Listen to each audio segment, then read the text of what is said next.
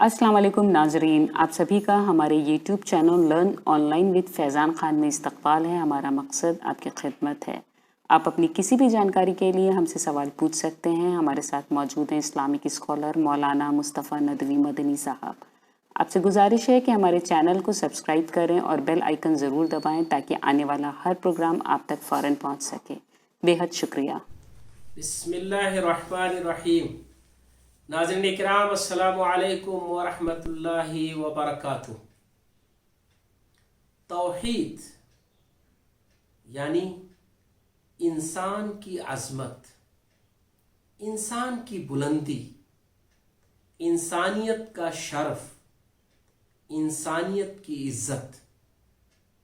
توحید ایک طرف خالق و مالک، اس کائنات کے بنانے والے کی یکتائی، اس کی بزرگی، اس کی بڑائی، اس کی قدرت کا اعتراف ہے، تو دوسری طرف یہ انسان کی عظمت اور اس کی عزت کا شاہکار ہے۔ توحید، اس کا اظہار انسان کرے گا، اور جو انسان اس کائنات کے خالق و مالک کو پہچان لے گا اور حقیقی معنوں میں مسجود کون ہے، سجدے کے لائق کون ہے، عبادت کا مستحق کون ہے، اگر اسے انسان پہچان لے گا تو اس سے انسان کو بلندی مل جائے گی، انسان کو مقام مل جائے گا۔ یہ خود انسان کے لیے اور انسانی سماج کے لیے عزت اور شرف کی بات ہوگی۔ قرآن مجید میں اللہ سبحانہ و تعالیٰ نے بنو آدم کی تکریم، اس کی تعظیم، اس کی بلندی، اس کی عزت اور اس کے مقام کی بات کی ہے۔ وَلَقَدْ كَرَّمْنَا بَنِي آدم۔ قرآن مجید اللہ تبارک تعالیٰ کے اس اعلان کی وضاحت کر رہا ہے کہ اللہ تعالیٰ نے انسانوں کو باعزت کیسے بنایا۔ اس لیے کہ انسان اس کائنات میں سب سے طاقتور ہے۔ طاقت اپنے جسم میں نہیں، ڈیل ڈول میں نہیں، دکھنے میں نہیں، خوفناک اور بھیانک ہونے میں نہیں، بلکہ انسان کو اس کے بنانے والے نے جتنی چیزیں بنائیں ان میں اسے سب سے زیادہ معزز بنا دیا، سب میں اس کے مقام کو بلند کر دیا۔ اس کائنات کا بنانے والا ایک ہے، انیک نہیں۔ اس کائنات کو جس نے بنایا ہے وہ تنے تنہا ہے، کئی لوگ مل کر کائنات کو بنانے والے نہیں ہیں۔ اور یہ بات اس لیے اہم ہے کہ ایک مکمل نظام اور کائنات کا آپس میں ہم آہنگی، زمین آسمان اور سورج چاند کا ایک ساتھ چلنا، یہ وہ سسٹم ہے جو کسی ایک کا بنایا ہوا ہے۔ یہ سسٹم دلیل ہے اس بات کی، یہ چیخ چیخ کر یہ بات کہہ رہا ہے سسٹم، اور اس کا چلنا پھرنا، اس سسٹم کا وجود اور اس پوری کائنات کا ایک توازن کے ساتھ آگے بڑھنا اس بات کی دلیل ہے کہ آج بھی وہ اس کا بنانے والا اس پر کنٹرول رکھے ہوئے ہے، وہی اس کو چلانے والا ہے، اسی کے ہاتھ میں ہے یہ۔ اور غور کرنے کے بعد بھی اسی نتیجے پر ہم آپ پہنچیں گے۔ کیوں؟ اس لیے کہ یہ سوال ہے جس کا جواب ہمارے سامنے موجود ہے کہ آسمان، زمین، چاند، سورج، چاند، ہوائیں، سمندر، ان سب کا خالق کون ہے؟ کس نے بنایا ہے؟ کوئی نہ کوئی ہے جس نے ان کو بنایا ہے، یہ خود نہیں بن گئی ہیں، ورنہ اگر سمندر خود بنتے تو آج زمین باقی نہ رہتی۔ اگر पहाड़ खुद बनते तो आज सब पहाड़ ही पहाड़ होता।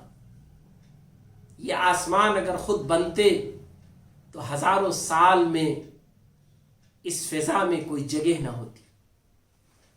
ये सूरज चांद अगर खुद बनते तो अकेले ना होते, कई सूरज होते, कई चांद होते, कुछ नीचे होते। इसका मतलब कि इन्हें बनाने वाले ने तय कर दिया कि एक सूरज होगा, बनाने वाले ने तय कर दिया कि एक ही चांद होगा, बनाने वाले ने तय कर दिया कि यही जमीन होगी, यही आसमान होगा, यही चंद पहाड़ होंगे, यही समंदर होगा। ये उसका तय करदा निजाम था जो बाकी है, बाकी रहेगा। अगर इन तमाम चीजों को खुद ब खुद बनना होता तो कल जिस सिस्टम से बनते अपने आप, आज भी वो जारी रहता। आप देखते होंगे, आसान सी मिसाल, वो चीजें जो खुदरा होती हैं, खुद उग आती हैं, अगर वो बारिश से उगती हैं तो हर साल बारिश में उग के खड़ी हो जाती हैं। उन्हें मिटा दिया जाता है, उखाड़ दिया जाता है, फेंक दिया जाता है, जला दिया जाता है, फिर अगली बारिश में सब निकल आती हैं। आप शाखों को काटते हैं, फिर वो तैयार हो जाते हैं। कितनी चीजें हैं जो खुदरो हैं, यानी अपने से वजूद में आने वाली हैं, वो आती रहती हैं। आप उन्हें काटते भी हैं, खत्म भी करते हैं, मिटाते भी हैं, जलाते भी हैं, फिर भी वो वजूद में आती रहती हैं उस फितरत के तहत जो फितरत उनके वजूद का है। और जब वो पाया जाता है, एक दाना गेहूं का अगर आप उसे ला के घर में और किसी जगह रख दे तो महफूज रहेगा, लेकिन अगर उसे आप मिट्टी में डाल दें या अपने घर में आप मिट्टी किसी जगह रखें और उसमें डाल दें, जो उसकी फितरत है कि मिट्टी पाने के बाद, नमी पाने के बाद फिर वो उग आएगा। अगर ये दुनिया भी फितरत की बुनियाद पर पैदा होती तो आज ये इतनी खूबसूरत दुनिया बाकी ना रहती, ये हमारे लिए इतनी अच्छी दुनिया ना होती। हम इंसानों को इस दुनिया को छोड़ना पड़ता। यहां तो सिर्फ पेड़ पौधे, दरिया, समंदर, पहाड़, सूरज, चांद, यही सब कुछ होते, क्योंकि ये अपने से अगर पैदा होते तो आज कोई जगह ना बचती। इसका मतलब कि ये सब खुदरौ नहीं है, किसी बनाने वाले ने बनाया है और उसका फैसला है कि जो बना दिया है उतना ही रहेगा। वो सूरज हजारों साल से निकल रहा है, जितना बड़ा है उतना ही बड़ा है, वो उसमें इजाफा नहीं हुआ है। चांद जितना बड़ा है उतना ही है। चांदनी रात आती है, जाती है। चांद पहले दिन जितना निकलता है उतना ही रहता है, कुछ उसमें इजाफा नहीं होता है।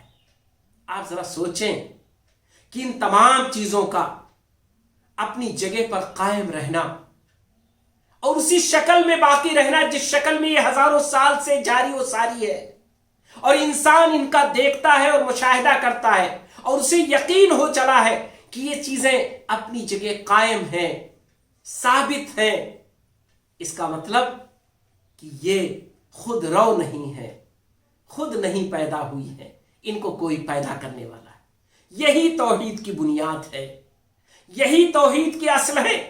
अल्लाह की वहदानियत को पहचानने से पहले कायनात की इस हकीकत को जानना और समझना जरूरी है। कायनात को पहचानेंगे तो कायनात के बनाने वाले को पहचान लेंगे। कायनात की हकीकत तक पहुंचेंगे तो कायनात के पैदा करने वाले को पहचान लेंगे। तौहीद की बुनियाद इस कायनात का मजहर है, इस कायनात की चीजें हैं। ये गर्दिशे लैलो नहार है, दिनों रात है, सूरज और चांद है। यही तो तौहीद की बुनियाद है। ये हकायक है जिन्हें सबूत के तौर पर हम इंसानों के लिए इस बनाने वाले ने रख दिया है कि गौर करो और मेरे बनाने पर यकीन कर लो, और ये यकीन हो जाए तुम्हें कि ये सब अपने से नहीं बनी है बल्कि इनको हमने बनाया है कुरान में। इसीलिए अल्लाह तबारक तआला बार बार इस बात को दोहराता है कि हमने इनको पैदा किया है, हमने इनको बनाया है, हमारा इन पर कंट्रोल है, ये हमारे बस में है, और जिस दिन हम चाहेंगे ये खत्म हो जाएंगी, ये बाकी नहीं रहेंगे।